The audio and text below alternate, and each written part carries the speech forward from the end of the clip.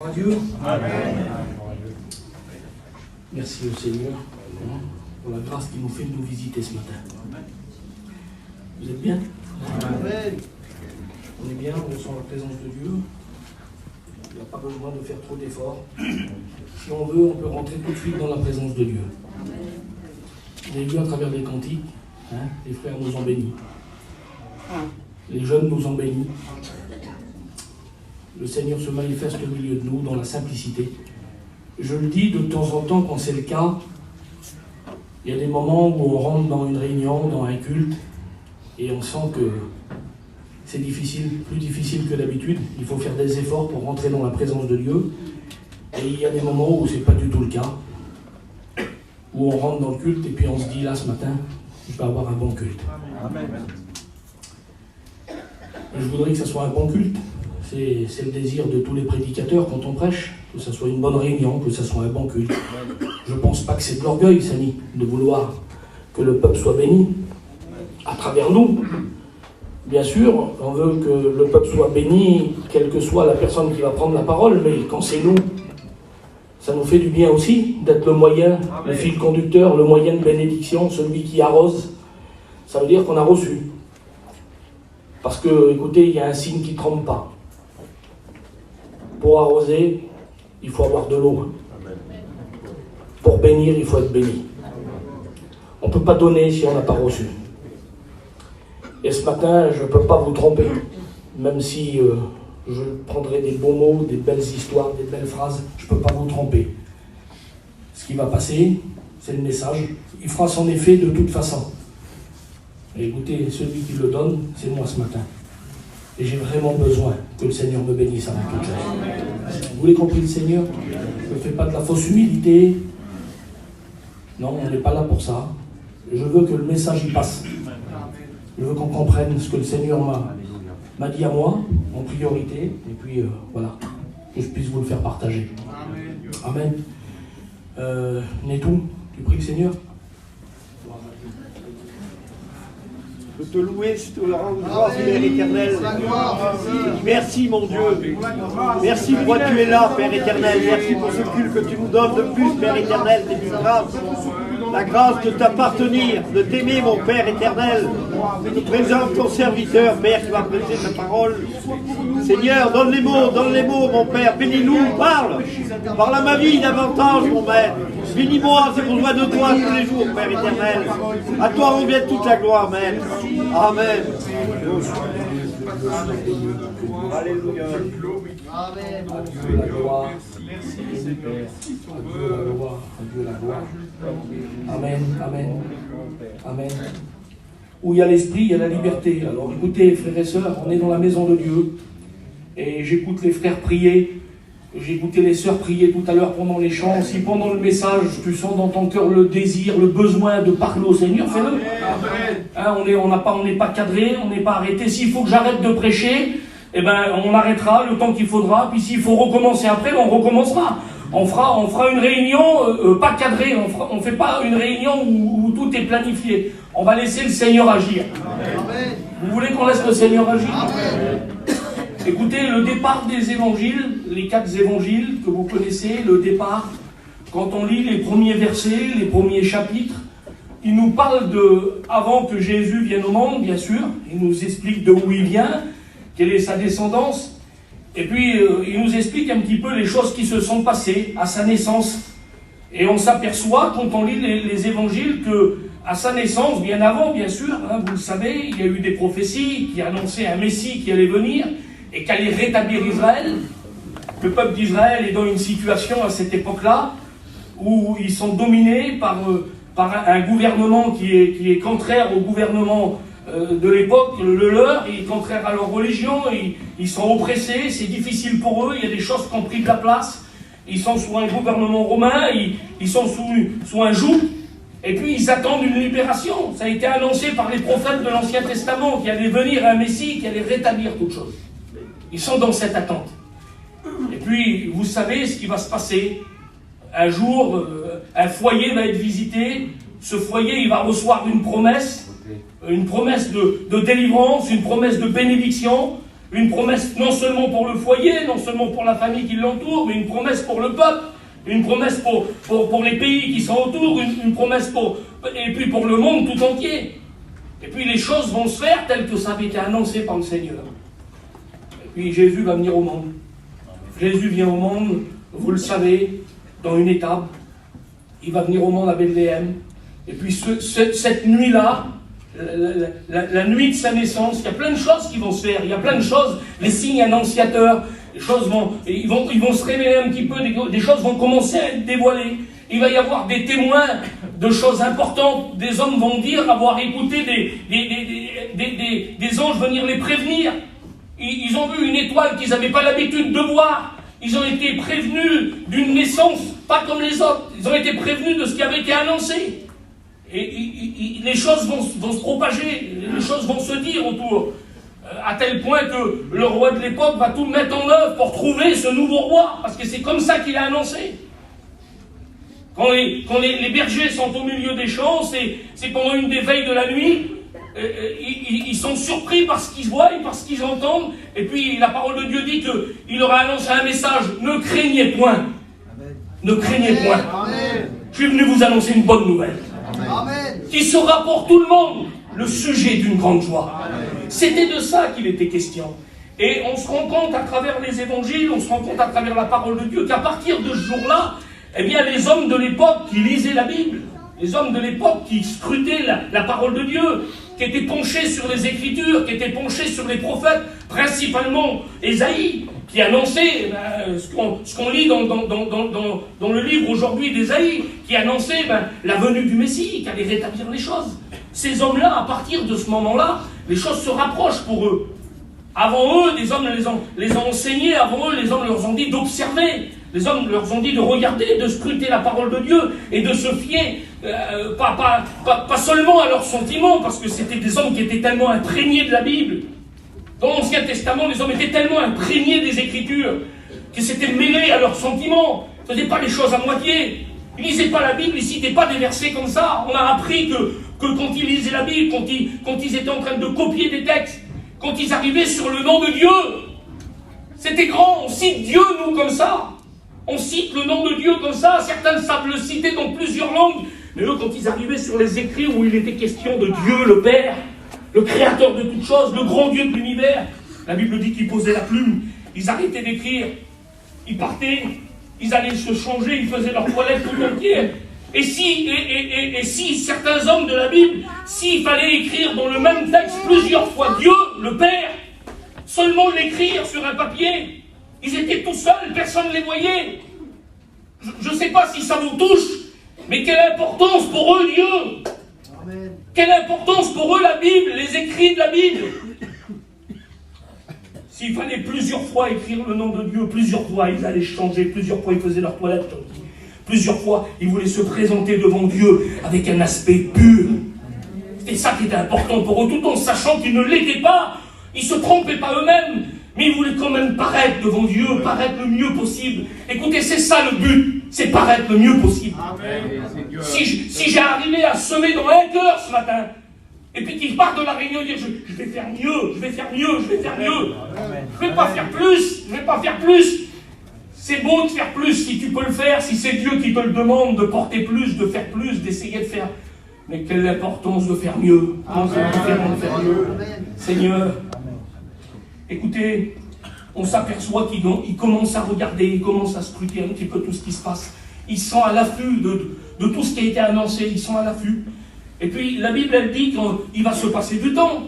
Il se passe environ 30 ans. Là. On sait, d'après la parole de Dieu, il se passe environ 30 ans. Et puis à un moment donné, ils sont dans l'attente, ils sont là en train de regarder. Il y avait des hommes, à cette époque-là, un des évangiles nous le cite, quand il est question, à la fin des évangiles, quand il est question de savoir de qui il est question, quand on parle de Jésus, les sacrificateurs, ceux qui étaient dans le Sanhédrin, ils citent des noms de personnages qui avaient paru avant Jésus et qui s'étaient proclamés étant le Messie. Ils citent des noms. Ça veut dire qu'il y avait des personnages qui, à un moment ou à un autre, ils avaient voulu rentrer dans la peau du Messie et accomplir ce qui avait été annoncé par les prophéties. Mais écoutez, en les regardant, sans Sont souciés, la Bible, elle dit. Elle dit ça. Elle dit que le souverain sacrificateur, pour la parole, il dit, mais il y en a d'autres qui ont paru avant lui. Vous vous souvenez d'un tel? Vous vous souvenez d'un tel? Vous vous souvenez d'un tel? Ici, il dit non. Oui, on s'en est pas occupé, on n'a pas fait attention. Et puis le temps a passé. Et tout seuls, ils se sont dévoilés. Tout seuls, ils se sont dévoilés. Ça veut dire que c'était facile à l'époque, parce qu'ils connaissaient tellement la Bible, ils étaient tellement imprégnés des Écritures, c'était facile de discerner le faux et le vrai. Amen. C'était facile. C'était pas un problème pour eux. C'était pas une difficulté. Ils savaient, à écouter celui qui parlait, à la façon de se présenter, à la façon de se comporter. Ils savaient de qui il était question. Ils savaient que c'était un rouleur. Ils savaient qu'il n'était pas à la hauteur de ce qu'il prétendait. Ils savaient que son message ne correspondait pas à sa vie. Ils savaient que ce n'était pas le vrai, celui-là. Il y en a qui ne sont pas vrais. Ils ne sont pas vrais. Et puis il semblerait qu'ils voudraient paraître, qu'ils voudraient faire, qu'ils voudraient essayer de montrer quelque chose. Écoutez, on a un scanner, c'est la parole de Dieu. C'est un scanner, vous ne pouvez pas le tromper, celui-là. Je ne peux pas le tromper, moi, parce que quand je l'ouvre, c'est moi que je vois, là. Je ne peux pas le tromper. Et quand mes frères l'ouvrent, ils voient aussi toutes choses. Alors on ne peut pas se tromper. Et je ne peux pas essayer de tromper, faire quoi que ce soit, moi là, ici, j'aurais perdu d'avance. Et la Bible, elle dit ça. Elle dit qu'en ce temps-là, au temps où ils étaient dans l'attente, au temps où ils étaient en train de scruter, l'évangile de Matthieu, au tout départ, il dit, en ce temps-là, en ce temps-là, parut Jean le Baptiste. Il est question d'un homme là qui va paraître. C'est-à-dire, jusqu'à présent, il était là pourtant, ça faisait aussi, lui, une trentaine d'années. Et ils se suivent de 6 mois, c'est ça, avec Jésus. Hein. Ils sont de la famille, leur mère c'est de la famille. Mais on n'en entend pas parler jusqu'à présent. C'est pour ça que le mot qui est employé dans le texte, c'est « en ce temps-là, parut Jean ». C'est-à-dire que jusqu'à présent, il n'avait pas paru. Jusqu'à présent, il ne s'était pas montré. Jusqu'à présent, il était resté reclus.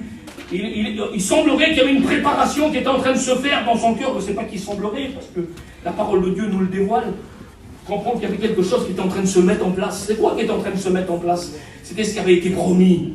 C'était ce qui avait été annoncé. Parce que Dieu ne ment pas. Amen. Dieu ne se trompe pas. Ce qu'il a dit. La Bible, elle le dit comme ça, ce qu'il a dit. Ce que sa bouche a dit. Son bras l'accomplit. Et il ne revient pas, le Seigneur, lui, il a annoncé des choses, il avait annoncé des choses. Il avait annoncé qu'un homme, et toujours dans le livre d'Ésaïe, qu'on appelle le prophète, c'est comme ça qu'il était appelé à ce moment-là. Écoutez, il était annoncé qu'il y avait quelqu'un qui allait présenter le Messie. Il était juste là pour ça, il était juste là pour présenter le Messie. Et puis en ce temps-là, parut Jean. Alors un homme, écoutez, si vous l'auriez vu, quand on le décrit d'après la Bible, il n'avait pas, lui, les caractéristiques visibles de ce qu'ils attendaient.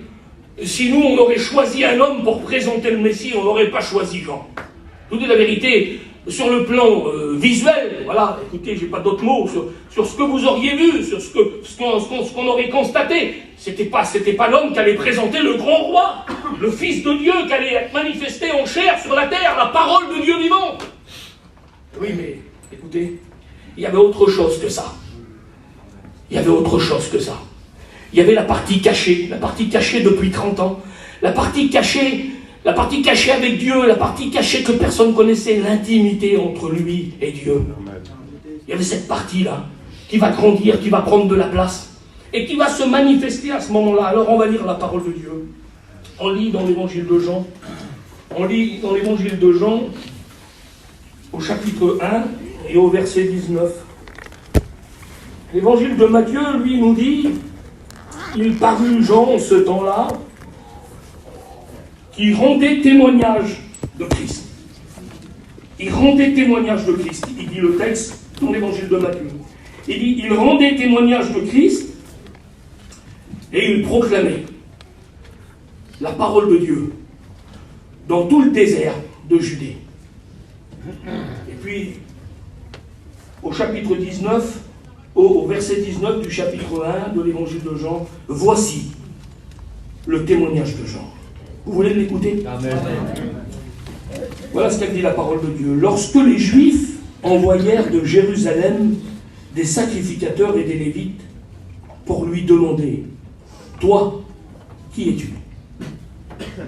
Il déclara, et sans restriction, il affirma qu'il n'était pas le Christ. Et ils lui demandèrent, quoi donc?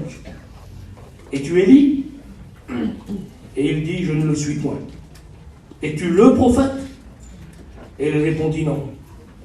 Ils lui dirent alors, qui es-tu? Afin que nous donnions une réponse à ceux qui nous ont envoyés. Que dis-tu de toi-même? Moi, dit-il, je suis la voix de celui qui crie dans le désert. Quelle beauté! Quel message quand même, Seigneur, je ne sais pas, mais on lit, pourtant on a lu, là, on n'a pas lu grand-chose, mais quel message! Et quand on met tout dans son contexte, on est obligé d'aller un petit peu plus loin. Je vous ai préparé en vous expliquant un petit peu la façon dont les hommes étaient à cette époque-là. Et ça nous révèle un petit peu les choses, là, par rapport au texte. C'est que les anciens de Jérusalem, ceux qui dirigeaient le Sanhédrin, ceux qui étaient les docteurs de la loi, ceux qui prenaient les décisions, ceux qui scrutaient la Bible, ceux qui lisaient les Écritures, ceux qui avaient étudié les prophéties, mais toute leur vie entière, ils sont arrivés à un moment donné à lever les yeux sur Jean-Baptiste. Et quand ils ont levé les yeux sur lui, avant d'aller le voir et lui poser des questions, écoutez, ils l'ont passé au peigne fin. On ne va pas poser des questions tout de suite à un homme dans le désert qui est en train d'annoncer un message. On va passer d'abord sa vie en revue. Et puis ils ont remonté loin. Ils ont été voir qui il était. C'était qui son père? Il sortait de quelle lignée? Il a la lignée qui correspond. Quand on regarde dans la parole de Dieu, il descend d'une lignée, et c'est la lignée d'Abias, et il correspond. Son père, c'était un homme qui correspond. Le foyer, ses parents, c'était un foyer qui correspondait. L'endroit où il vivait, ça correspond. Et puis, qu'est-ce qu'il est devenu? Ça fait quoi de sa vie depuis 30 ans? C'est un homme qui a... On regarde un petit peu tout. Et puis, ils avaient les Écritures, ils regardaient, il faut qu'ils remplissent telle chose, il faut qu'ils remplissent tel critère, il faut qu'ils correspondent à ça, il faut qu'ils correspondent à la prophétie là, il faut qu'ils correspondent là. Ils ont obligatoirement... Ce détail-là, on le déduit. C'est simple à déduire. C'est que avant d'aller envoyer des émissaires, avant d'aller envoyer des hommes pour enquêter avec lui, en parlant avec lui, ils ont pris soin de regarder si tout correspondait. On ne se déplace pas comme ça. On n'envoyait pas des émissaires qui étaient des sacrificateurs et des lévites. C'était pas n'importe qui allait venir.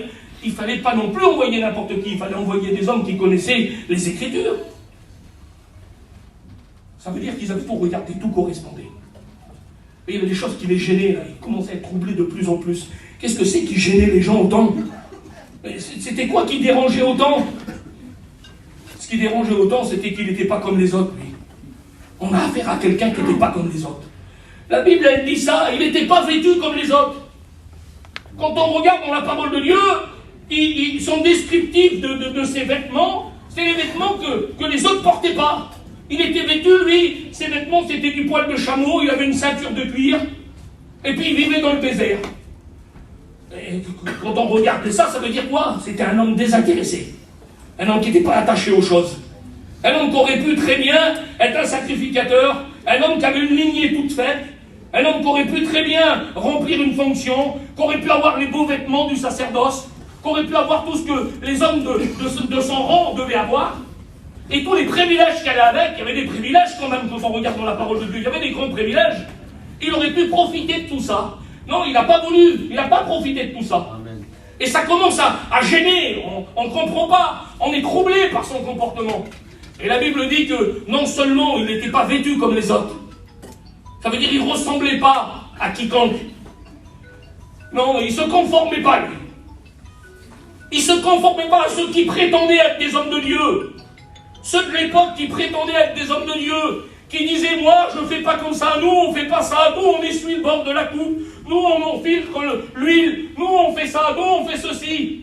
Il ne ressemblait pas à ça, lui. C'est pas à ça qu'il voulait ressembler. Ah, ça ne nous correspond plus. Oui, mais qu'est-ce qui se passe?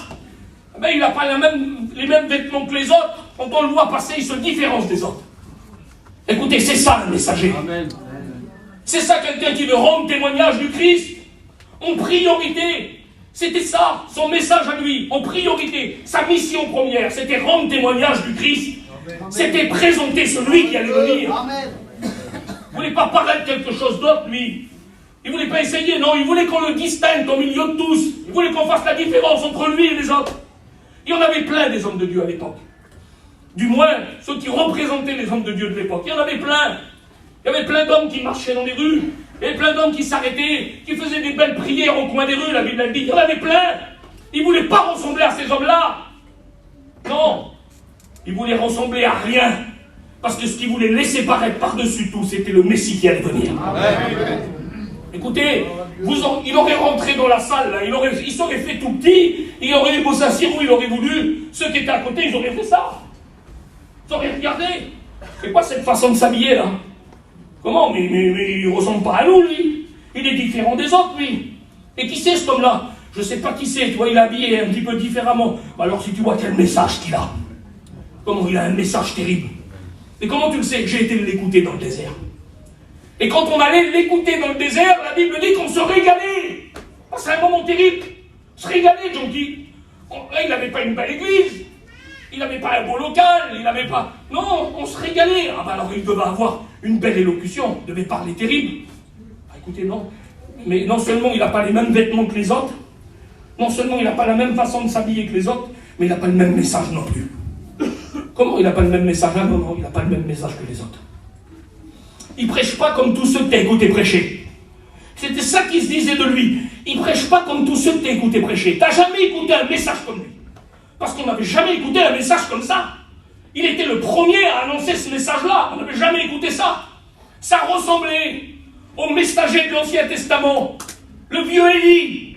Celui qui avait fait descendre le feu un jour. Celui qui avait égorgé les prophètes. Son comportement, ses vêtements même, et surtout son message, ça ressemblait à cet homme-là. C'est pour ça qu'on vient lui poser la question, est-ce que t'es Élie? Parce que ça ressemble à ça. Il voulait ressembler aux hommes de l'Ancien Testament. Amen. Seigneur, que c'est beau. Amen. Il voulait être un ancien, lui. Il voulait être un arriéré. C'était ça son but. Je veux être un arriéré. Je veux plus faire partie de cette époque, moi. Je ne veux pas marcher avec cette époque-là. Je ne veux pas vivre dans cette direction-là. Moi, je veux vivre comme les anciens ils vivaient là-bas. Ah bon? Alors il s'est renseigné. Il s'est renseigné. Il s'habillait comment, les anciens? Auxquels tu veux ressembler? C'est qui ton modèle? Il faut peut-être savoir maintenant à qui tu veux ressembler. Il faut peut-être que tu te poses la question. Ça fait combien de temps que tu es chrétien? Ça fait combien de temps que tu es chrétienne? Est-ce que tu sais maintenant qui c'est ton modèle? À qui tu veux ressembler? C'est quoi ton modèle? Ton cœur ne peut pas te tromper. Je vais te dire quelque chose, ton cœur ne veut pas te tromper. Écoutez, je ne suis pas en train de casser des prédicateurs. Les anciens qui sont là, et ça ne se fait pas, et c'est pas comme ça qu'on marche. Mais ton cœur ne te trompe pas quand tu as un malade chez toi, quand tu as un problème chez toi, quand tu as une grosse difficulté. Tu le choisis, ton pasteur. Ah, dis-moi la vérité, tu le choisis, ton pasteur. Et tu ne vas pas vers celui que c'est ton copain qui te dit que ce que tu fais, c'est pas grave, et puis qui te tape sur l'épaule et qui te dit t'as le temps. Quand tu as un gros problème, un vrai problème, tu choisis l'homme de Dieu. Celui qui ne se conforme pas. Celui qui ne veut pas ressembler à celui dehors. Celui qui est différent de tous les autres. Et même si son message il est brutal, c'est celui-là que tu veux qui rentre chez toi. Parce que tu sais qu'à travers lui, Dieu parle. Ah oui, Dieu parle. Ton cœur ne te trompe pas, mais c'est dans le problème que ton cœur se dévoile. C'est pas quand tu n'as pas de problème, que tout va bien, que tu vas chercher celui que tu veux parce que tu vas avoir la réponse que tu veux. Et parce que tu le suis, parce qu'il va dans l'endroit que tu veux. Parce qu'il a une vie qui se conforme un petit peu à celle que tu voudrais être. À qui tu veux ressembler? À qui? Seigneur, il faut se poser la question maintenant. À qui tu veux ressembler? Et puis, la Bible dit que sa nourriture était différente aussi. Comment? Mais alors il est vraiment désintéressé de tout, lui. Ah oui, il est désintéressé de tout. Il ne fait rien comme les autres. Il ne s'habille pas comme les autres. Il ne vit pas où les autres y vivent. Il ne parle pas comme les autres. Il n'a pas le même message que les autres. Et même sa nourriture, il ne mange pas comme les autres. Je n'ai pas écouté dans la parole de Dieu, les frères me le diront certainement si je me trompe. De toute façon, ce n'est pas doctrinal, mais je n'ai pas écouté d'autres hommes de Dieu qui mangeaient des sauterelles et du miel. Je n'ai pas écouté. C'était un régime particulier quand même. Hein. Ils mangeaient des sauterelles et du miel sauvage. C'était ça sa nourriture à lui. Et puis quand on regarde, hein, c'était pas la nourriture des hommes de l'époque, hein, c'était pas la nourriture du Sanhédrin, c'était pas la nourriture de ceux qui gardaient les églises. Les synagogues, c'était pas leur nourriture, ils se nourrissaient pas de ça, eux. Ça veut dire, même là, il est différent, mais il est différent en tout, alors. Oui, et puis, mais quand on regarde dans la parole de Dieu, un homme désintéressé, un homme qui se conforme pas, un homme qui a un message de repentance. Ah bon? Oui, il a un message de repentance. Amen. C'est ça son message à lui. Repentez-vous, pourquoi? Parce que le Messie vient. Alléluia. C'était ça son message à lui. Écoutez, il n'avait qu'un message. Il n'avait qu'un message. Jean-Baptiste, vous ne trouverez pas une autre façon de prêcher. Vous ne trouverez qu'un message. Vous ne trouverez qu'une voix, c'est celle qui crie. Excusez-moi si je crie ce matin. Mais je voudrais, pendant le petit temps qu'il met, je voudrais être un Jean-Baptiste. Je voudrais m'identifier à cet homme qui criait aux hommes la vérité. Faisait pas de différence. Vous voyez un passant sur le bord de la route, il disait, repens-toi. T'as besoin de te repentir parce que t'es un pécheur et t'es privé de la gloire de Dieu. Le Messie vient, je prépare son chemin. Il va venir, il est plus grand que moi. Je suis pas digne de délasser les lanières de ses chaussures. Je suis digne de rien devant lui, je suis grand comme ça. Même si j'ai un message qui vous perturbe, même si j'ai un comportement qui vous perturbe, je n'ai rien à voir avec celui qui va venir. Celui qui va venir, c'est le sommet des sommets. C'est par lui que tout va se faire. Amen. C'est le berger que vous attendez, c'est aussi la brebis qui va se donner. C'est lui qui va tout faire. Reprends-toi. Il disait ça aux passants, là. Aux passants qui n'étaient rien, qui étaient au bord, qui faisaient la mendicité parce que c'était un pauvre. Parce que peut-être il avait un handicap qui ne lui permettait pas de vivre normalement. Il s'arrêtait vers lui. Il disait pas Zinda, Samy. Zinda, ouais, il a un handicap, il ne peut pas vivre normalement. Il disait, t'es un pécheur. T'es touché par le péché, t'as besoin de la grâce de Dieu. Il faut que tu te repentes. C'est pas possible, et la Bible nous dit que quand il croisait le roi de l'époque, se cachait pas de lui dire ses vérités aussi à lui. C'est pourtant le roi. Il avait tout pouvoir, il pouvait tout faire. Il arrêtait le roi et lui disait, dans ta position, t'es dans une position de péché et t'as besoin de te repentir. Amen. Changeait pas de message. Il n'avait pas deux messages, Jean-Baptiste. Il avait un seul message, c'était le message de repentance. Amen. Qu'au milieu de nous, il n'y a qu'un message qui ressort. Aujourd'hui, on ne prêche pas un évangile trafiqué. On ne veut pas d'un évangile trafiqué, où on nous dit c'est bien, tu peux rester comme t'es, tu vas améliorer ta vie, tu vas voir, tu vas avoir la paix, tu vas avoir la joie. On ne joue pas, papa, maman. On est en train de parler de salut. Et le salut sans repentance n'existe pas. Il n'y a pas de salut sans repentance. Si tu n'as pas demandé pardon pour tes péchés, parce que tu es un pécheur, parce que tu es une pécheresse, parce que tu ne mérites pas le ciel, tu ne peux pas rentrer. C'est ça le message de Jean-Baptiste. Amen. Gloire à Dieu. Seigneur, les frères, c'est ça le message de Jean-Baptiste. Mais si tu dis ça aux gens, tu vas te faire tuer. Il se faisait pas tuer, lui. On aimait passer du temps en sa présence. On aime la vérité. Vous l'aimez, la vérité. Les chrétiens aiment la vérité. Vos familles aiment la vérité. Et même si ça leur fait mal quand vous leur dites la vérité dans l'amour, ils l'aiment. Ils la prennent, ils la servent dans leur cœur. Ils sont travaillés la nuit, ils sont réveillés la nuit. Ils sont tourmentés. Pourquoi? Par le message de vérité. Repends-toi, t'es un pécheur, t'es privé de la gloire de Dieu. Le ciel est fermé pour toi. Mais il y a une puissance de Dieu qui peut te tirer vers le salut, qui peut t'emmener à la lumière. C'est quoi? C'est le Messie qui vient. Amen. Seigneur, quelle force son message. Alléluia. À croire, c'est incroyable. On lit les messages de Pierre quand il prêche, là, il y a 3000 âmes qui se convertissent. Mais c'est un message, les frères, c'est un message. On écoute le message d'Étienne juste avant sa mort. Il remonte, lui, tout l'Ancien Testament, il sort prophétie par prophétie. C'est exceptionnel le message d'Étienne.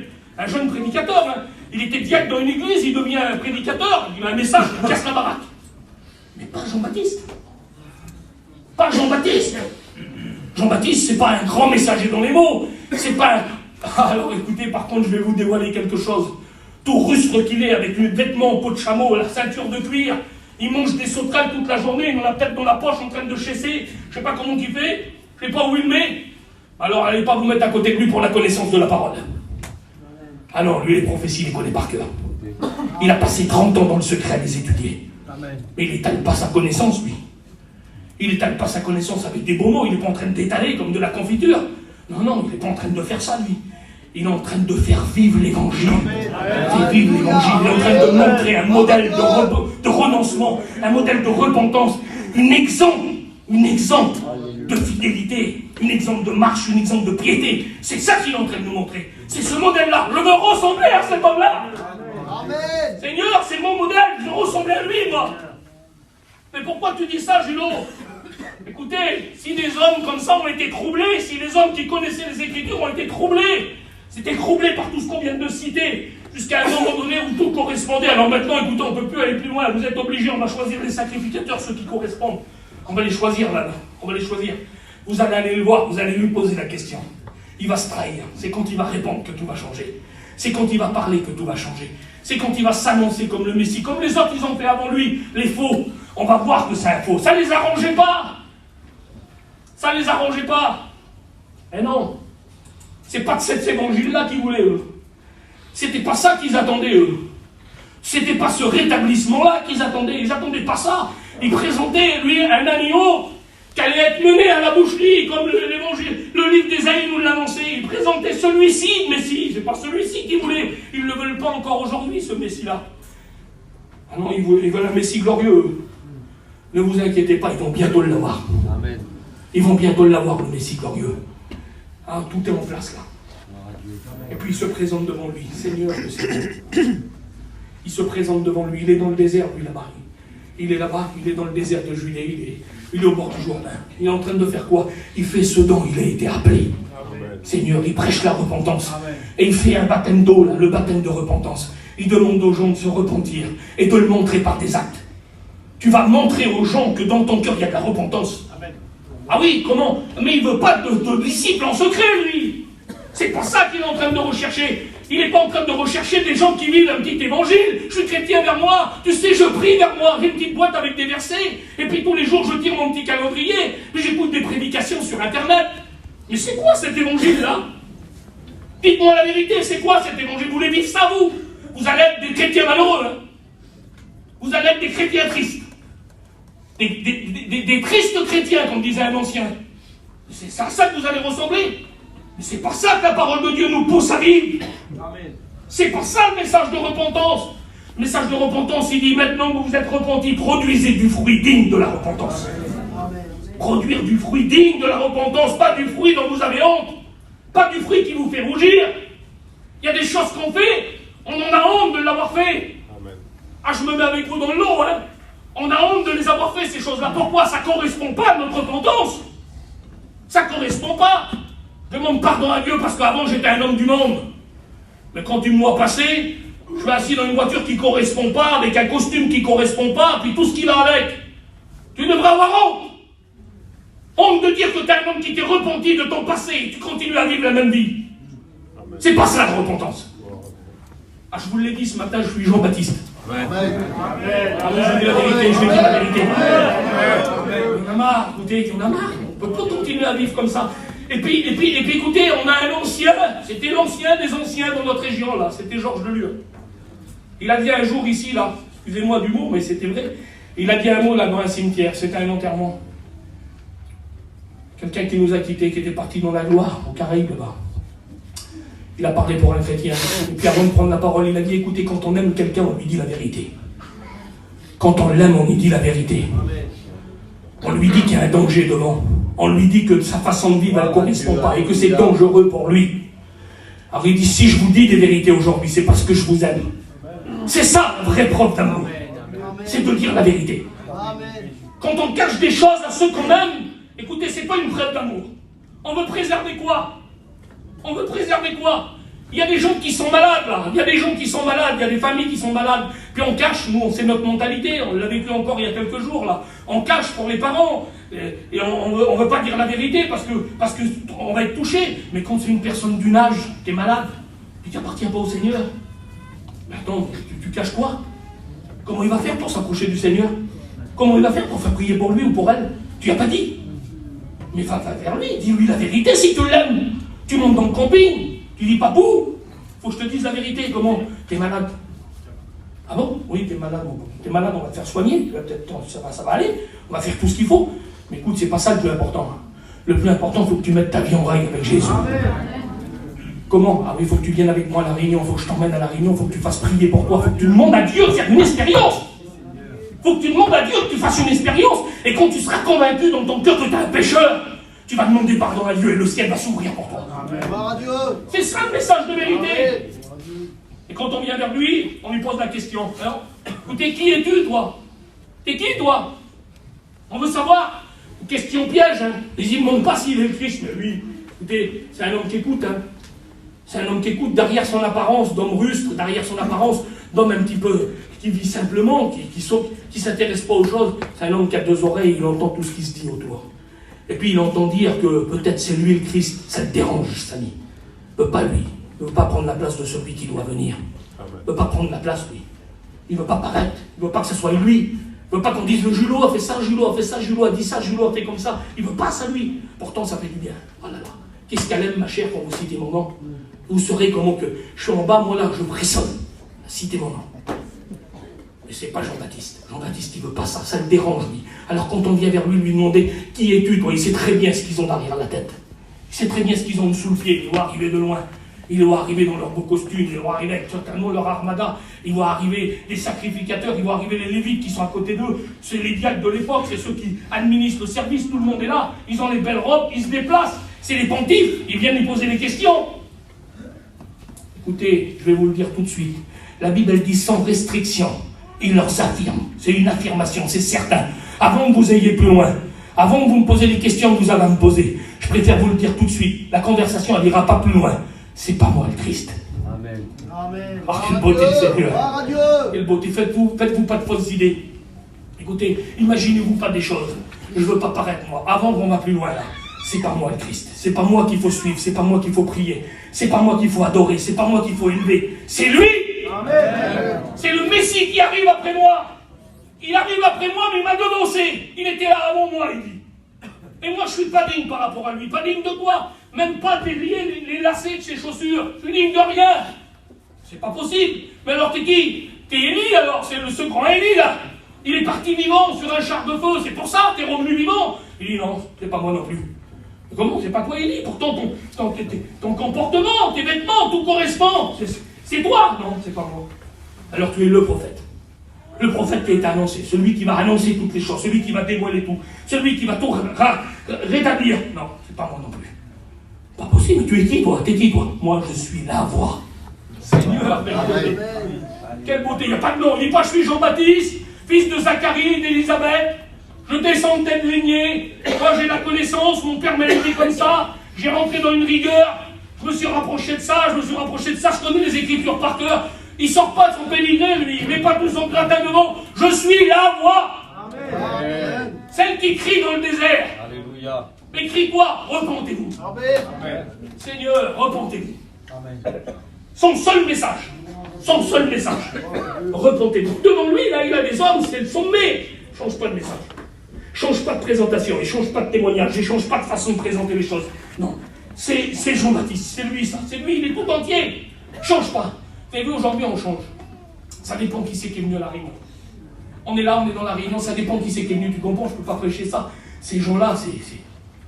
Attention, je peux pas leur dire ça. Mais pourquoi tu peux le dire aux malheureux? Pourquoi tu peux y dire aux malheureux? Pourquoi ça ne te dérange pas d'y dire aux malheureux? Ça ne te dérange pas d'y dire aux malheureux, mais quand il faut y dire, ah oui, parce que ouais, c'est Madame II, il y a du sang bleu qui coule dans ses veines. Mais quand il y avait du sang bleu, là, il disait repens-toi. T'es un pécheur, t'as besoin d'être aveugle. T'es perdu sans Jésus. Ah oui, il ne faut pas changer de message. Change pas de message. Ça pourrait être des sacrificateurs qui sont pour lui, donc et il ne change pas de message. Il donne le même message, le même témoignage. Celui qui vient après moi là. Attention, ça va se brûler. Il est en train de te dire, vous avez lu les Écritures, mais vous savez de qui il parle. Attention, celui qui arrive, il arrive avec un message. C'est pas moi. Oh là là. Si moi je suis en train de vous troubler, vous allez voir quand il va arriver lui. Hein. Lui, il va vous troubler. Et puis, il continue à lui poser des questions, en lui disant, mais qui es-tu alors? T'es qui? Il dit, moi, je suis la voix de celui qui crie. Mais, celui qui vient, moi, je vous baptise d'eau. Je vous baptise d'eau, c'est le baptême de repentance. Il donne l'explication. Mais il dit, celui qui arrive là, c'est quelqu'un que vous ne connaissez pas. Et là, il leur dévoile quelque chose que, écoutez, ils ne savaient pas, personne ne savait, mais il leur dévoile quand même, il leur dévoile quelque chose. Il dit, il y a quelqu'un au milieu de vous. Ça veut dire qu'il est déjà en place. Il est déjà là. Il était en train de dire, il est au milieu de vous, il marche au milieu de vous tous les jours, il vit au milieu de vous tous les jours, il rentre dans vos synagogues. Il vous écoute prier, il vous écoute parler, il vous regarde manger, il vous regarde vivre, et vous ne le connaissez pas. Pas possible, comment? Il est en train de leur dire, vous ne connaissez pas celui dont on doit connaître. Celui qu'il faut s'approcher de lui, celui qu'il faut vivre avec lui. Il vit au milieu de vous, vous ne le connaissez pas. C'est pas possible. Qu'est-ce qui s'est passé alors? Comment on peut arriver à ça? Comment on peut arriver à ce que Jésus soit au milieu de nous et pas le connaître? Ça veut dire, écoutez, je ne jugeais personne ce matin, mais c'est facile, il y a plein de monde. Ça veut dire que tu peux être au milieu de l'église, tu peux participer aux réunions, tu peux être parti en mission cet été, tu peux aller dans les séminaires, tu peux faire tout. Et tu ne connais pas celui qui est au milieu de nous. Comment? Non, tu ne connais pas. En priorité, écoutez, en priorité des priorités, je voudrais m'adresser à ceux qui sont au milieu de nous et qui ne sont pas encore chrétiens. Il y en a ce matin, il y en a au moins que je connais. Eh bien, je voudrais vous dire juste ça. C'est pour vous, là, ce petit mot, il est pour toi. Il y a quelqu'un au milieu de nous, là. Tu ne le connais pas encore. Mais il veut te donner la vie. Il veut changer ta situation. Il ne veut pas améliorer, il veut changer. On n'a pas un Dieu qui bricole, on a un Dieu qui change la situation. Il vient, lui, il ne calcule pas les frais, il a payé. Calcule pas, il dit à toi, calcule si tu veux faire quelque chose. Mais lui, il n'a pas besoin de calculer, lui. Il a payé, tout est payé, tout est payé. Tout est payé. Il prend ton cœur, il ne l'améliore pas. Il ne fait pas une modification. Il ne met pas, comme ils ont fait à John en ce moment-là, il ne met pas un petit appareil pour l'alimenter. Ils n'essayent pas de mettre un pacemaker. Il ne fait pas de l'amélioration. Il dit, je changerai le cœur de Pierre. Je le changerai le cœur. Parce que du cœur, c'est la source des sentiments. Ça veut dire tes idées, ta façon de penser, ta façon de parler, tes regards. Tout vient de là. Il dit, je le changerai. Et j'en ferai un cœur de chair. Il veut changer les choses, le Seigneur. Il ne veut pas améliorer, il veut changer les choses. C'est ce Messie-là. Et qu'est-ce qui se passe alors? Écoutez, il y a un verset de la parole de Dieu. Il se trouve dans l'Épître aux Romains, chapitre 13 et verset 11. Ils connaissent les prédicateurs. Regardez ce qu'il dit, le texte de la parole de Dieu. Il dit, cela importe d'autant plus que vous savez en quel temps nous sommes. C'est l'heure de vous réveiller enfin du sommeil.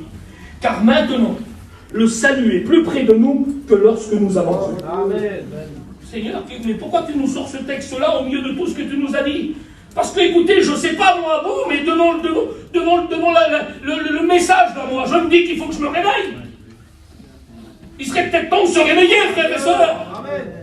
Et d'arrêter de dire, oui, ben, on écoute un message, c'était fort, on écoute un message, c'était percutant, on écoute un message, c'était trop de renoncement, c'était pas assez de renoncement.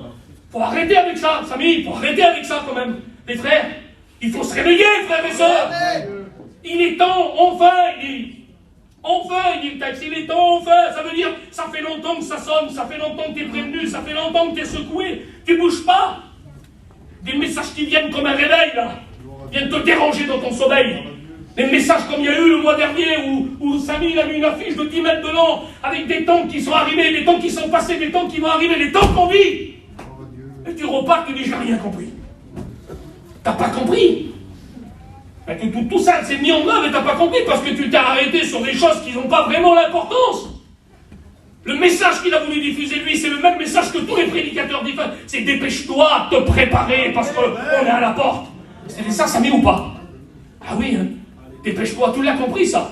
Alors t'as compris le message. T'as pas prêché pour rien, t'as compris le message. Parce que tout ce qui est mis en œuvre, je vais prêcher 1 heure pour te faire comprendre un seul message. Réveille-toi. Laisse-toi réveiller. Il faut que tu ressembles à ces hommes de la Bible. Il faut que tu ressembles à ces messagers-là. Il faut que tu ressembles à ces témoigneurs-là. Il faut que tu ressembles à ces femmes-là. Qu'est-ce qui peut se passer? C'est quoi qui peut réveiller un homme?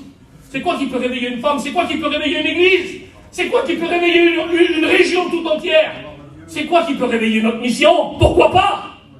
On a besoin de réveil. De tout temps, dans la parole de Dieu, dans l'Ancien Testament, il y a eu des réveils. Quand on parle de réveil, nous on parle de réveil d'évangélisation, où on dit, il y a un réveil qui s'est fait en Serbie, il y a un réveil qui s'est fait en Hongrie, il y a un réveil qui s'est fait en Irlande, il y a un réveil qui s'est fait à Perche de Roussillon, il y a un réveil qui s'est fait dans un petit quartier de Paris, c'était pas touché. Ça c'est des réveils d'évangélisation. Mais on ne parle pas de réveil dans les églises. Ah, il en faut, hein. Quand une église qui ne prie pas se met à prier, c'est un réveil. Quand une église qui ne missionne pas se met à missionner, c'est parce qu'il s'est passé quelque chose qui a bouleversé leur vie. Seigneur, que c'est beau. Il est temps, les frères et sœurs, il est temps du texte. Pourquoi c'est si pressant? Pourquoi c'est le moment? Pourquoi c'était pas avant? Parce qu'aujourd'hui, dit le texte, aujourd'hui, le salut est plus près de nous que lorsque nous avons cru.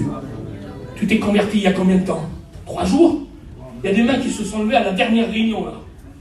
Il y a des mains qui se sont levées mardi dernier. Il y a des mains qui se sont levées jeudi dernier, on m'a dit les frères. C'est-à-dire que toi, t'es plus jeune, là. Tu as peut-être levé ta main hier à la réunion qui s'est fait là-bas vers Gérald, là-bas. Pas moi, j'étais pas. C'était le plus jeune converti là. Mais déjà aujourd'hui, il s'est passé une nuit, tu es plus près du salut qu'hier. Tu as pris une décision il y a 10 minutes là. 5 minutes, 3 minutes, dans le message. Tu l'as pris dans ton cœur, tu l'as serré, c'est le mot que tu attendais. Tu es plus près du salut maintenant qu'il y a 3 minutes en arrière. Chaque minute qui passe, chaque instant qui passe, tu te rapproches de quoi? Du salut, du salut, du salut. On avance. Ah oui, on avance. Si tu t'arrêtes, tu vas reculer. Il n'y a personne qui stagne. On ne stagne pas dans l'évangile. Ou tu avances ou tu recules, parce que l'ennemi, il t'attend, lui. Il est derrière, il t'attend. Que Dieu soit béni. Continue un tout petit peu. Écoutez, la parole de Dieu, elle nous pousse à un réveil. Elle nous pousse à ça. Alors, je regardais ça, puis ça allait bien, le mot allait bien avec mon message.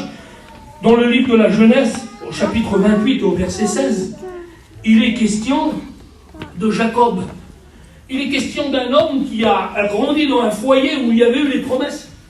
Il est question d'un homme qui a grandi dans une famille où on marchait avec Dieu, une famille où on faisait passer Dieu avant toute chose, une famille où on s'appuyait sur les promesses, sur les choses qui allaient venir, promesses de rétablissement, promesses de salut, promesses de guérison. En fait, un peu toutes les promesses que nous on a reçues dans nos cœurs. Et lui, il a grandi là-dedans. Parce que, écoutez, si on parle de réveil, ça veut dire que c'est quelqu'un qui est dans l'église. Quand l'épître aux Romains, il va parler de réveil, il parle de l'église. Il parle de chrétiens, il parle à l'église, il parle à des chrétiens qui se sont endormis. Des chrétiens qui se sont endormis. Qu'est-ce qui s'est passé? J'ai été beaucoup influencé par le message, j'ai été beaucoup influencé par des conversations que j'ai eues toute la semaine. Là. On a été visiter des foyers toute la semaine avec des frères, et puis j'ai été fortement influencé parce que je me suis rendu compte que on s'endort. On disait encore hier à un frère, on s'endort devant les situations, on s'assoupit, on prend plus garde. On rentre dans un système, on rentre dans une petite vie de routine, on rentre dans les choses qui se présentent devant nous, puis tout vient, on prend tout, puis on s'aperçoit quand on a le problème que c'est trop tard. Qu'est-ce qui s'est passé? Il faut le problème pour nous réveiller. Vous croyez qu'il faut un problème pour vous réveiller? Vous attendez d'avoir un problème pour vous réveiller? Quel dommage. Quel dommage. Béni soit Dieu pour certains. Le problème a contribué à leur réveil. Ils en témoignent aujourd'hui. Si je n'aurais pas passé par là, je ne serais pas là aujourd'hui. Mais c'est quand même dommage. C'est quand même dommage. Ça veut dire que nos messages à nous ne suffisent plus alors. Ça veut dire que la parole de Dieu, elle ne suffit plus. Ça veut dire que ressembler à des hommes de la Bible dont on vient de citer, ça nous intéresse plus. On va continuer à dormir. On va continuer à s'apaiser, on va continuer à regarder ce qui se passe, on va continuer à venir ici, on va continuer à participer à la réunion du mardi, la réunion du jeudi, venir le dimanche. Tout ça quand on a le temps. Faire une petite réunion de temps en temps, une petite escapade, mais en même temps, il y a Saint-Pierre tout de suite après. Et puis tout est calculé. Ben oui, on vit ça, je parle ici, je parle à notre église, je ne parle pas à une église qui est ailleurs, je parle ici. C'est vous qui êtes là en ce moment, là. Vous n'en avez pas assez de cette vie de routine, là. Vous ne croyez pas qu'il est temps maintenant de se réveiller, de se mettre en marche et d'aller arracher ceux qui sont dans le feu? Parce que pour beaucoup, là, vous en avez de votre famille qui est encore dans le feu. On en a tous, on a nos enfants, on a nos petits-enfants, on a nos familles, on a nos oncles, nos tantes, nos cousins germains, nos cousines germaines, ils sont dans le feu. La Bible dit qu'on a reçu un pouvoir, c'est d'aller les arracher du feu. À travers quoi? À travers le message de repentance. On peut sauver quelqu'un du feu. Écoutez, regardez ce qu'elle dit la parole de Dieu. Jacob se réveilla de son sommeil et il dit, ah, on est devant vraiment l'image là. Il est en train de dormir et dans le milieu de la nuit, il a un songe. Il est en train de voir quelque chose qu'il n'a jamais vu. Il voit une échelle qui est posée sur la terre, elle est penchée dans le vide et elle touche le ciel. Et il voit des anges qui montent et qui descendent. Et qui apportent des choses en bas et qui remontent des choses en haut. Il est en train de voir ça. Et puis il voit ça dans la nuit. Et écoutez, il n'a pas besoin d'explication. Il n'a pas besoin de révélation. Ce qu'il voit, ça lui suffit. Il se rend compte du principal. C'est que ce qu'il est en train de vivre là, ça vient de Dieu. Et que si ça vient de Dieu, ce qu'il est en train de vivre, il y a Dieu là où il est. Il y a Dieu là où il est. Écoutez, je voudrais vous dire ça avant d'aller plus loin. Il y a Dieu là où tu es. Ce que tu es en train de vivre, c'est en accord avec la Bible. Il y a Dieu là où tu es. Dieu est là. Et quand il se réveille, tout de suite, il voit l'image de ce qu'il a vu. Il comprend peut-être pas tout le message sur le moment. Mais il dit quelque chose. Il dit, Jacob se réveilla de son sommeil et il dit, certainement, aucun doute, l'Éternel est en ce lieu et moi, je ne le savais pas. Je ne sais pas si vous vous rendez compte un petit peu. Il est dans un endroit qui va appeler Bethel à partir de ce moment-là, ça veut dire la maison de Dieu. Il est dans cet endroit-là. Ça fait des années qu'il vit, lui. Ça fait des années qu'il vit dans la maison de son père. Pourtant, quand même, son père, c'est un descendant de la promesse. C'est celui qui passe à chaque fois la promesse de bénédiction à son fils aîné. Et pourtant, il est en train de vivre quelque chose. C'est un chrétien qui vit dans l'église, quoi. Au milieu d'une famille où ça prie Dieu. Au milieu des gens autour de lui, où on lui dit comment il faut faire pour plaire au Seigneur. Et puis là, il se passe quelque chose. Il est en train de voir que Dieu donne et Dieu prend. Ça veut dire qu'il y a quelque chose qui communique entre la terre et le ciel. Il est en train de se rendre compte d'une chose. La terre, elle est touchée par le ciel. Ah bon? Parce que la terre, elle a touché le ciel un jour. C'est le cœur de Dieu qui a été touché. Et depuis, il y a des choses qui se sont mises en marche. C'est les bénédictions qui montent. C'est les bénédictions qui descendent. C'est les bénédictions qui viennent du ciel. Et il est en train de se rendre compte de ce qu'il ne s'est jamais rendu compte. Mais c'est ça alors l'évangile. Il ouvre les yeux, lui. Il se réveille. Et puis là, il ouvre les yeux. Puis il se rend compte. Écoutez, il y en a qui sont comme ça. Ils sont dans l'église. Ah, ils sont baptisés. Sont baptisés, ils sont dans l'église, ils assistent aux réunions. Ah, ils sont là, ils participent à tout. Mais réellement, tu sais qu'il y a Dieu dans ce lieu. Est-ce que tu sais qu'il y a Dieu dans ce lieu? Parce que si tu réalises, écoutez, à sa juste valeur, il y a Dieu dans ce lieu, ça veut dire que tu peux tout recevoir ici. Tu peux tout avoir ici. Il n'y a rien qui peut ne pas s'arranger ici. Tout peut s'arranger. Tu es dans la maison de Dieu. Certainement, l'Éternel était en ce lieu et moi je ne le savais pas. Il est là et tu ne le sais pas. Il est dans ta maison, tu ne le sais pas. Il est au milieu de ta famille, tu ne le sais pas. Il est dans tes enfants qui viennent chanter sur l'estrade, tu ne le réalises même plus. Amen. Pourquoi? Tu dors. Tu es en train de dormir. Et pour réaliser ce qu'il a réalisé lui, il a fallu qu'il se réveille. Sans réveil, tu ne réaliseras pas les choses. Sans réveil, tu restes dans ton état. Sans réveil, tu es assoupi. Sans réveil, ça te passe au-dessus. Mais la Bible dit que quand il s'est réveillé, c'est à ce moment-là qu'il a réalisé que Dieu était là. Amen. Alors je suis en train de vous prêcher un réveil. Et quand le texte il est en train de dire quand est-ce que tu vas enfin te réveiller, ça veut dire que c'est le moment, plus que jamais, où il ne faut pas s'assoupir, il ne faut pas s'endormir. Il faut être prêt, frères et sœurs. On vit des choses importantes là. Et quand on regarde dans la parole de Dieu, écoutez, on s'aperçoit parce que vous pouvez vous faire des faux raisonnements, des réflexions dans vos cœurs en vous disant mais là il est question quand même. C'est pas n'importe qui, Jacob, hein. C'est celui qui a combattu avec Dieu, puis qui a fait des choses extraordinaires. Il nous a parlé de Jean-Baptiste. La vie de Jean-Baptiste, qui c'est qui va l'avoir aujourd'hui? Comment on fait? Écoutez, on change quand il s'est passé quelque chose dans le cœur. C'est possible de changer quand il se passe quelque chose dans le cœur. C'est possible que la situation, elle change. C'est possible que toi, tu vives autrement. C'est possible de vivre quelque chose d'autre. Mais pour ça, il faut qu'il se passe quelque chose avec lui dans le ciel. Il faut que ça soit avec lui que ça se passe. Quand on regarde dans la parole de Dieu, on s'aperçoit que des hommes... Alors, j'ai noté ça, là.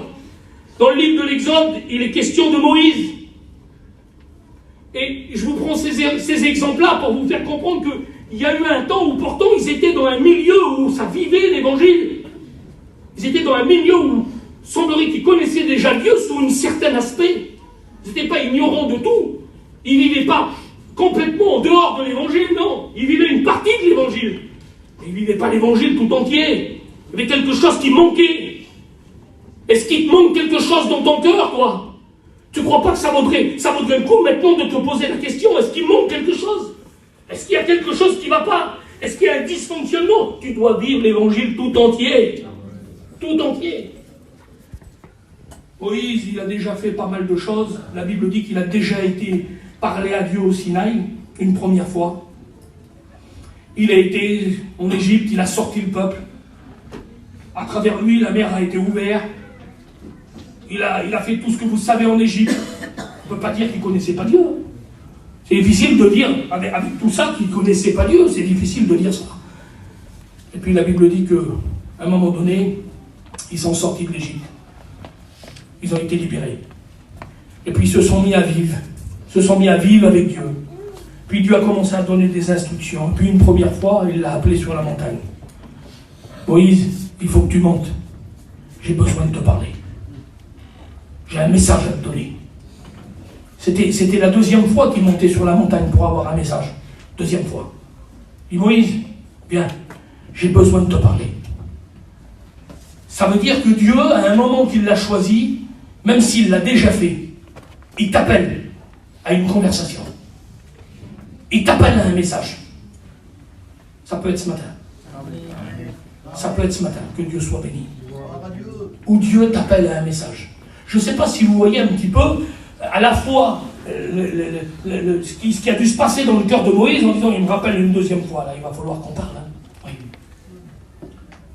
Mais à la fois, quelle crainte de se retrouver devant Dieu, quel message il va me donner cette fois-là. Première fois que Dieu y avait parlé, il avait demandé quelque chose d'impossible. Oui, mais il avait réussi à faire ce que Dieu lui avait demandé. Et puis quand Dieu l'appelle la deuxième fois, c'est pour lui remettre l'étape de la loi. Ah. C'est quoi l'étape de la loi? On est devant la loi, on est devant la direction, on est devant l'écriture, on est devant la parole. On est devant les instructions de Dieu. On est devant l'enseignement. On est devant l'enseignement. Il lui donne l'enseignement la première fois. Alors on a tout là, on a tout reçu. Hein. On aurait pu se dire on a tout reçu. On est avec le peuple, oui, mais à peine redescendu. La Bible dit que déjà, ça se passe mal. À peine redescendu, il redescend avec les tables de la loi, qui ont été marquées par le doigt de Dieu avec le feu. Il redescend avec les commandements pour le peuple. Il n'est pas descendu en bas que déjà ça se passe mal. Et puis il se passe encore du temps, les tables ont été brisées. Et puis un troisième rendez-vous, fixé par Dieu. Moïse, monte ton corps au Sinaï, parce que j'ai besoin de te parler. J'ai un message pour toi. Pourquoi je vous dis ça ce matin? Peut-être que tu es en train de te dire, j'ai déjà essayé plusieurs fois. J'ai déjà pris des décisions plusieurs fois. Je me suis levé dans des réunions. J'ai dit oui à des conversations. Mais ça ne marche pas. Mais Dieu te dit ce matin, Jésus te dit ce matin, j'ai un message pour toi. Amen. Et quand Moïse monte une deuxième, troisième fois, il monte au Sinaï. Écoutez, à son grand étonnement, le message, il n'a pas changé. C'est le même. Comment? C'est le même Moïse. On ne change pas de message. Les frères, on ne change pas de message. Les chrétiens, on ne changera pas de message. Il y a une phrase à la mode dans notre mission depuis maintenant quelques années là. On ne bougera pas. Hein? C'est à la mode. Ça nous fait du bien de le dire, on ne bougera pas. Mais il faut le vivre. Il ne faut pas qu'on bouge. Il ne faut pas qu'on bouge. Il faut que rien nous fasse bouger. Même si le monde dehors veut nous faire bouger. Même si le monde veut essayer d'améliorer les choses. Faciliter les choses. Essayer de détourner. Essayer d'apporter autre chose. Il dit, si quelqu'un vous apporte un autre évangile que la nôtre. C'est Paul qui dit ça.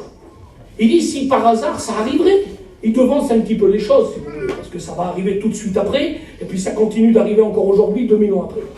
Et l'apôtre Paul, il est inspiré de Dieu, il a écrit 13 épîtres, et principalement c'est pour le bien de l'Église. Et il dit, si par hasard ça arriverait qu'au milieu de nous, il y aurait quelqu'un qui viendrait vous annoncer un autre évangile que celui avec lequel vous avez été sauvés, que celui avec lequel vous avez été appelés. Ça peut arriver.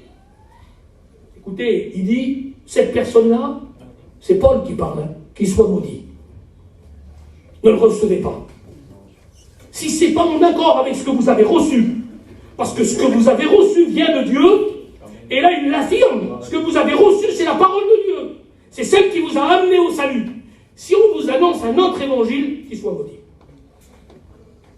Et quand on regarde dans la parole de Dieu, il y a eu un moment donné où peut-être on remettait en cause son message, je ne sais pas, peut-être on lui demandait à lui aussi de changer de message, tant qui. Parce que Paul il dit, je ne me lasserai pas de vous répéter sans cesse les mêmes choses. Ça veut dire devant peut-être des murmures qu'il écoute dans l'église, devant peut-être des discours qu'il écoute en bruit de couloir, où on dit, il prêche toujours pareil, hein, Gilles, hein. Toujours pareil son message. Ah, ça ne change pas, il va parler de ça, il parle de ça, il parle de ça. Et peut-être c'est ce qu'il est en train de vivre, Paul, je ne sais pas, la Bible ne nous donne pas le détail. Il est peut-être en train de vivre ça, peut-être en train de vivre des choses qu'il écoute, en lui disant que son message, hein, il est barbant à la force, hein.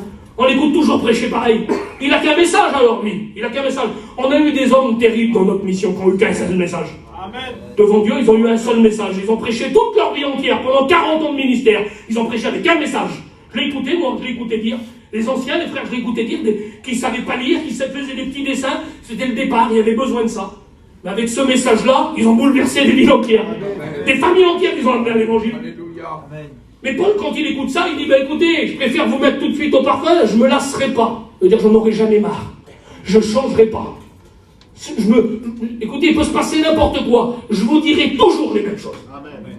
Comment? Je ne changerai pas de message. Il est en train de dire ma direction de message. Je changerai les histoires, parce qu'il y en a plein dans la parole de Dieu. La Bible, elle est riche. Je changerai les façons d'expliquer les choses. Parce que des fois, il y en a qui ont besoin de comprendre plus simplement. Puis, comme on a des gros cerveaux dans nos églises, des fois, il y en a qui ont besoin un petit peu d'humour. Hein. Il leur faut du lourd. Alors, j'essaierai de meubler. On va étudier plus, où on vous donnera du lourd. Mais le message sera toujours le même. Pourquoi, Paul, tu parles comme ça? Pourquoi tu dis ça à l'église? Comment ça se fait, Paul, que tu dis ça? Il dit, pourquoi je ne changerai pas? Parce que c'est salutaire pour vous. Je suis en train de vous parler du salut. Je ne peux pas vous prêcher autre chose parce que sinon vous allez vous perdre. Il est en train de parler du salut, frères et sœurs.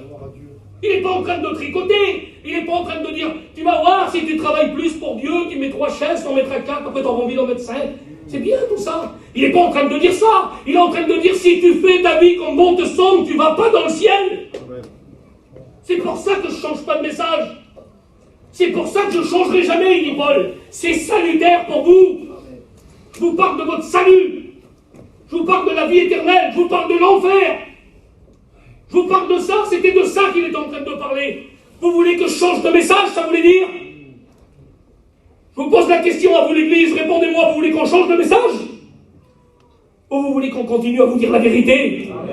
Parce que la vérité, elle nous emmène dans le ciel. Vous connaîtrez la vérité. La vérité vous affranchira.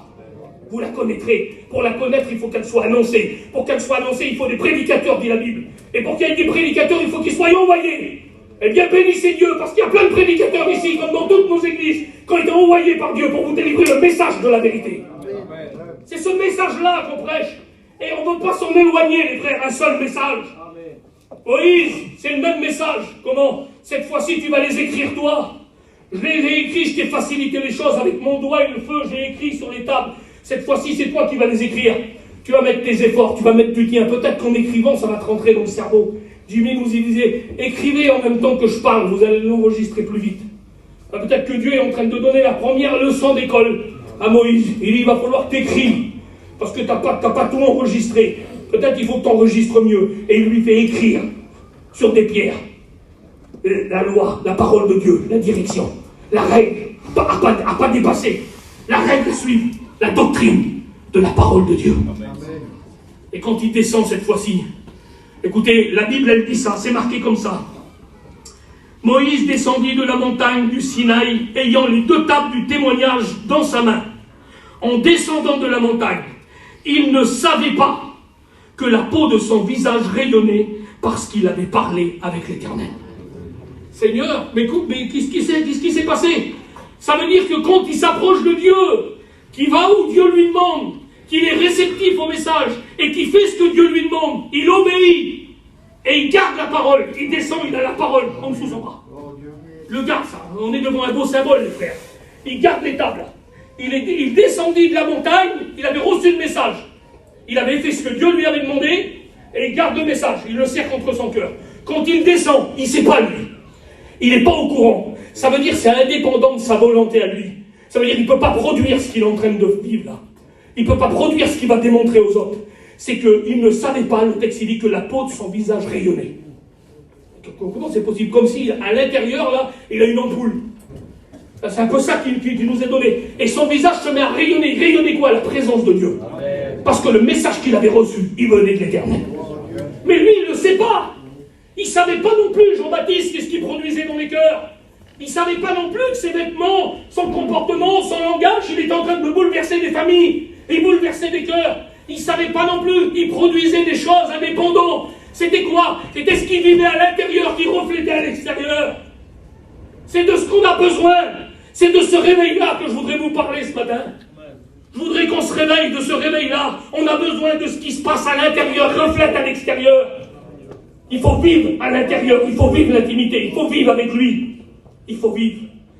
Alors écoutez, je ne voudrais pas aller plus loin parce que je voudrais vous donner l'occasion de prendre une position ce matin. Il faut prendre des positions. Quand il dit le texte, il a enfin temps de se réveiller. Il y a une part personnelle là. On ne peut pas la mettre de côté. Il y a une part personnelle, elle vous appartient à vous. Ah, je pourrais vous parler de Saül. Je pourrais vous parler de Saül à un moment donné. La Bible, elle dit de lui, c'était le fils de Kis. Il dépassait tout Israël d'une tête. Il n'a pas grandi quand il a rencontré Dieu. Non, c'est pas son physique qui a changé. Il a toujours dépassé tout le monde d'une tête. Mais qu'est-ce qui a fait qu'on a vu une différence? La Bible, elle dit qu'à un moment donné, il est au milieu des prophètes, en train de prophétiser. Qu'est-ce qui s'est passé? Ce qui s'est passé à l'intérieur, caché entre lui, Dieu et le prophète, ça sort à l'extérieur. On ne reconnaît plus son langage, il ne parle plus comme avant. Il s'est passé quelque chose. Moïse, il n'a plus le même visage, il s'est passé quelque chose. Alors, comment on est devant ça? Jacob, plus rien n'a été pareil, il s'est passé quelque chose. Tu veux que ça change, toi? Il faut qu'il se passe quelque chose. Il faut qu'il se passe quelque chose.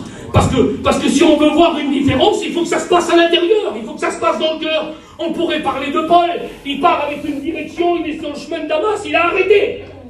Et puis quand on le voit, physiquement, c'est toujours Paul. On a peur de lui. Personne ne veut le voir, personne ne veut y parler, personne ne veut aller prier pour lui. Mais quand on discute avec lui, on s'aperçoit qu'il s'est passé quelque chose à l'intérieur. Ah oui, les sœurs, on pourrait parler de la Samaritaine. Une femme qui était au bord du puits, qui avait sa vie bien à elle, on ne rentrera pas dans les détails. Vous connaissez cette histoire par cœur. Une femme qui, on n'écoutait pas ce qu'elle disait, ça n'avait pas d'importance, ça n'avait pas de poids, sa vie correspondait à rien. Mais un jour, sur le bord du puits, la Bible, elle dit qu'elle a rencontré Jésus. Amen. Et quand elle a rencontré Jésus, il s'est passé quelque chose à l'intérieur de son cœur. Parce que l'eau lui a été proposée, elle a dit, donne-moi de cette eau, je l'accepte. J'accepte qu'il se passe quelque chose dans mon cœur. La Bible dit qu'elle est rentrée dans le village. Elle a convoqué tous ceux qui étaient là. Elle s'est mise à témoigner et à présenter qui? Le Messie. Amen. Le même message que Jean-Baptiste. Elle n'a pas changé de message non plus. Elle n'a pas appris, elle. Mais personne n'y a dit comment il fallait faire pour témoigner. Elle n'a pas été dans une réunion, elle n'a pas vu les autres faire. Jackie, elle n'a pas fait tout ça, Jackie. Non, mais quand elle rentre, elle dit, j'ai vu quelqu'un, il m'a dévoilé ma vie. Ne serait pas lui, mais si. Elle témoigne de lui. Elle le présente à lui. Et quand ils reviennent vers elle, ils disent, non seulement parce que tu nous l'as dit, mais parce que nous l'avons vu, nous avons cru. Ah Seigneur, on pourrait parler de plein d'exemples de la parole de Dieu.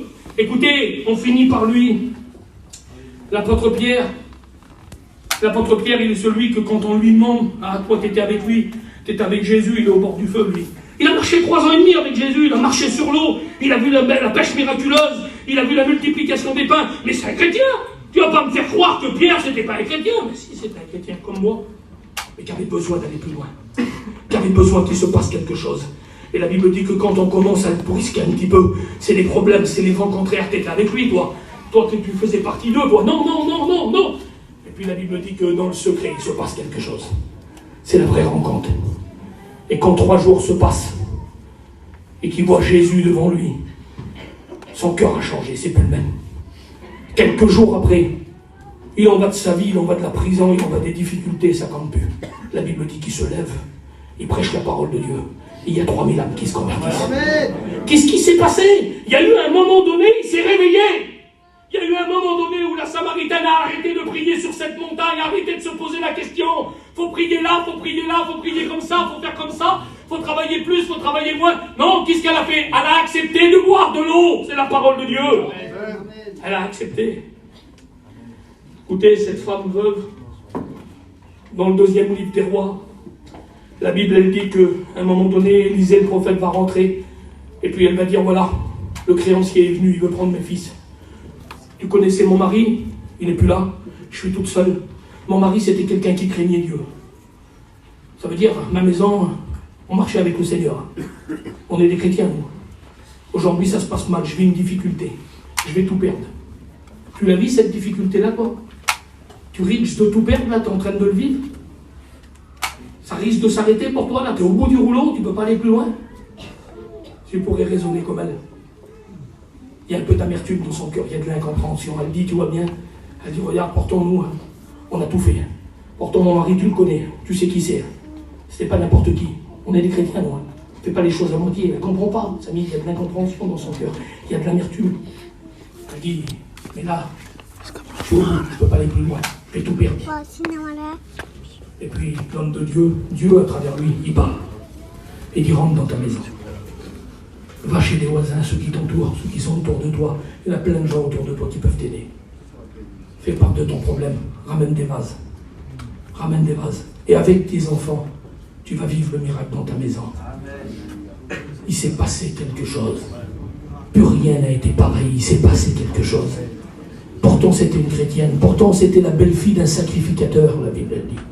Elle était fils des femmes des prophètes, pardon. C'était la belle-fille d'un prophète. Elle ne peut pas faire plus. Elle ne peut pas faire plus. Ma belle-fille à moi. Alors, ta belle-fille, c'est samedi. Ils vivent au milieu, il y a des prédicateurs autour d'eux. Ils vivent la situation.